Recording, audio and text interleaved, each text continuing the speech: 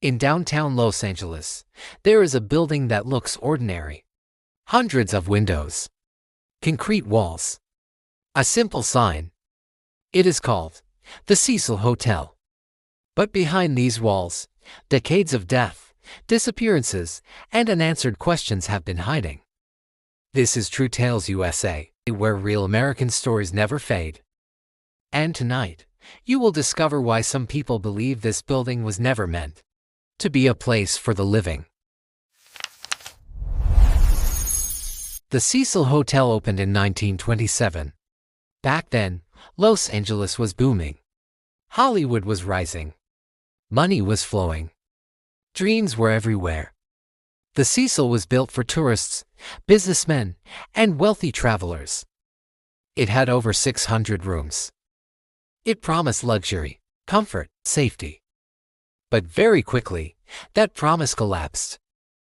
Only a few years after opening, guests began to die. Some jumped from upper floors.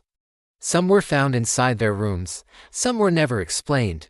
By the 1930s, the Cecil had already gained a dark reputation. Locals started whispering, "Something is wrong with that place." As time passed, the area around the hotel changed. Downtown Los Angeles declined. Crime increased. Drugs spread. Homelessness grew. The street became known as Skid Row, one of the most dangerous areas in America. And the Cecil was right in the middle of it. Cheap rooms. No background checks. No questions asked. Anyone could enter. Anyone could stay. And many who entered never left. Between 1931 and 1962, at least 16 deaths were officially recorded inside the hotel. 16, and those were only the documented ones. Most were ruled suicides, jumping, poisoning, gunshots. But witnesses reported strange things: people screaming at night, doors opening by themselves, guests disappearing. Staff members later admitted they were used to finding bodies. It became normal. Stories like this don't appear in textbooks. They disappear if no one tells them. So if you care about real cases, real mysteries, and real American history, make sure you're subscribed. Because this is only one story, and it's already getting darker. By the 1970s, the Cecil was no longer a hotel. It had become a shelter for criminals, runaways, and people with nowhere to go. And soon, some of the most dangerous men in American history would walk through its doors. That's when everything changed. In 1985, a man checked into the Cecil. He used a fake name. He was quiet, polite, and remarkable. No one noticed him. That man was Richard Ramirez, later known as the Night Stalker, one of the most brutal serial killers in American history. The complete story of Richard Ramirez, from his first steps to the rise of the Night Stalker, available on the channel. At night, Ramirez would leave the hotel. He would walk into Los Angeles. And he would hunt. Homes were broken into. Women were attacked. People were murdered. He tortured his victims. He showed no mercy. Then, before sunrise, he returned to the Cecil. He walked past the front desk, went back to his room, and slept peacefully. While the city was terrified, no one at the hotel stopped him. No one questioned him. No one knew that a monster was living among them. A few years later, another killer arrived. In 1991, an Austrian man named Johann Jack Unterweger checked in. He was famous. A former criminal who claimed he had changed. He was working as a journalist. He was trusted. He was respected. But it was all a lie. While staying at the Cecil, women began to die. Strangled, dumped. Forgotten. Police discovered Unterweger was responsible. He had returned to killing. And once again, the Cecil had protected him. To serial killers. Same hotel. Different years. Same outcome. No one noticed. No one stopped them. It was becoming a pattern. Danger entered, and the Cecil stayed silent. But it wasn't only killers. It was death itself. In 1964, a woman named Goldie Osgood was found in her room. She had been raped, stabbed, beaten. Her killer was never found. Her case remains unsolved.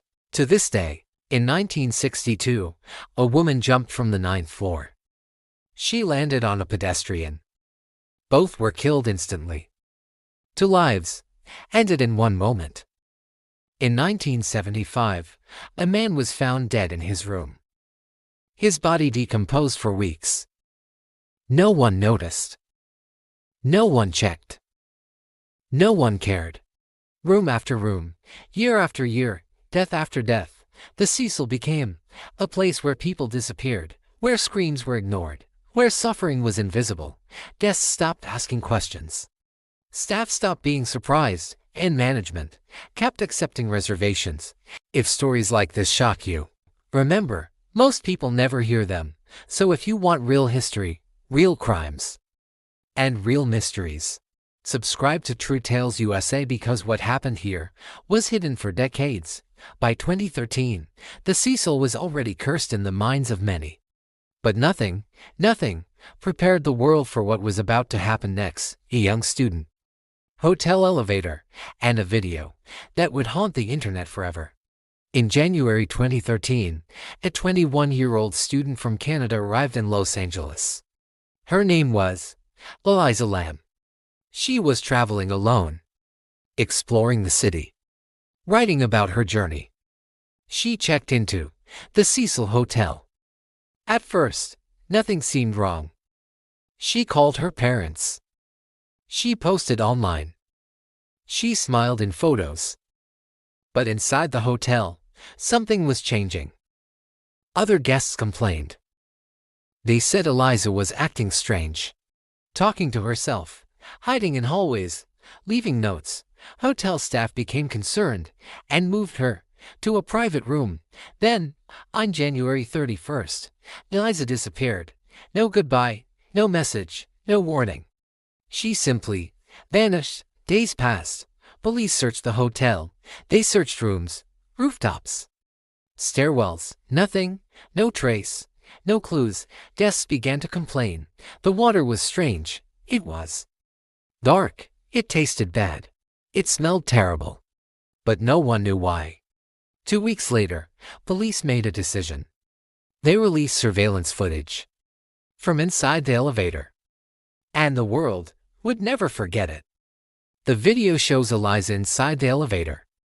She presses multiple buttons, but the doors do not close. She steps out, looks left, looks right, steps back in. She hides in a corner. She waves her hands, as if talking to someone unseen. Then, she suddenly runs away, and the elevator closes. Millions watched. Experts analyzed. Psychologists studied. Everyone had a theory. Was she afraid? Was she being followed? Was someone there? But the camera showed nothing. Make sure you're subscribed, because this story is about to become even more disturbing. Days later, maintenance workers climbed to the roof. They checked the water tanks. What they found shocked the nation and raised more questions than answers. On February 19, 2013, a maintenance worker climbed to the roof of the Cecil Hotel.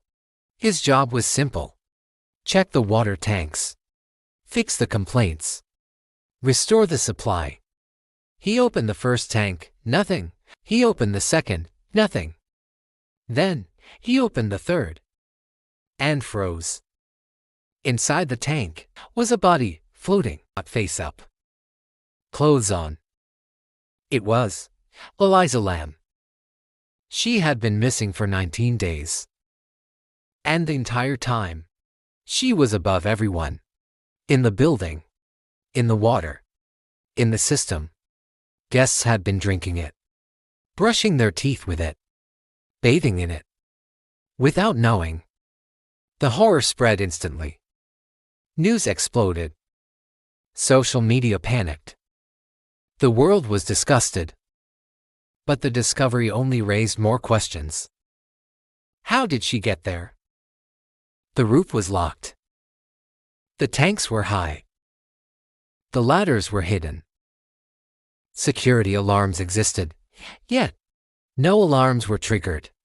The tank itself had a heavy metal lid. It weighed over 20 pounds. And normally, it stayed closed. So, who opened it? Who closed it? Or did Eliza do it herself? Police said there were no signs of struggle. No broken bones. No defensive wounds. No evidence of assault. No fingerprints. No suspects. The autopsy result, accidental drowning. With bipolar disorder listed as a factor.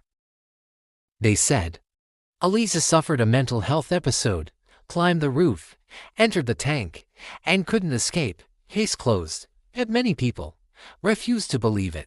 Firefighters later admitted they found the tank lid open, not closed, which contradicted official reports.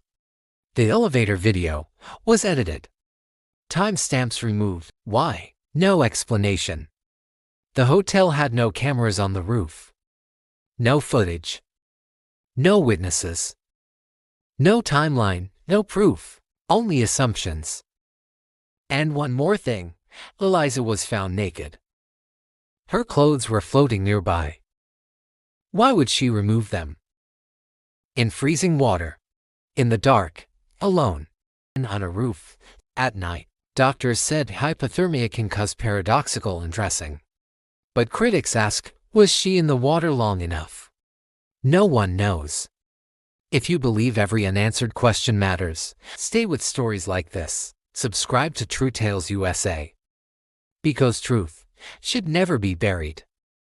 The police called it an accident. The hotel called it a tragedy. The family called it impossible. And the internet called it a cover-up.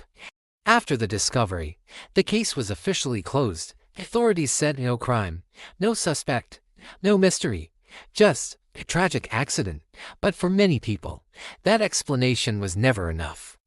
Elisa's parents disagreed. They said their daughter was careful, intelligent, responsible. She knew how to protect herself. She was managing her condition. She was taking her medication. They did not believe she would climb alone onto a dangerous roof at night without telling anyone. They filed lawsuits, demanded answers, requested documents. Most were denied. The hotel settled quietly. No trial, no testimony, no full explanation. Online investigators began their own research. They slowed down the video, enhanced the frames, compared timelines, mapped the building, and they found inconsistencies. Some believed Eliza was followed, that someone scared her, that she was forced onto the roof, then silenced. Others believed hotel employees knew more than they admitted, that evidence was hidden, that mistakes were covered. To avoid lawsuits, some went even further. They claimed dark rituals, secret groups, supernatural forces, curses, but no proof was ever found. Psychiatrists analyzed the footage. They said Eliza showed signs of a manic episode, disorientation, paranoia, impulsive behavior, all consistent with untreated bipolar disorder. To them, the tragedy made sense, scientifically, but science cannot explain everything. It cannot explain missing footage, conflicting reports, locked doors, silent witnesses. In 2017, the hotel closed. It was renovated, rebranded, renamed, now called Stay on Main. Later, reopened as housing. The name Cecil was removed, but the reputation remains. Visitors still report strange sounds, cold spots, unexplained fear, a feeling that something is wrong. Maybe this was an accident. Maybe it was negligence. Maybe it was something darker. We may never know. What we do know is this: a young woman lost her life. A family lost their daughter. And a building kept its secrets. This is True Tales USA, where real American stories never fade. If you believe stories like this deserve to be remembered, like this video, subscribe, turn on notifications, and stay with us, because the next story is closer than you think.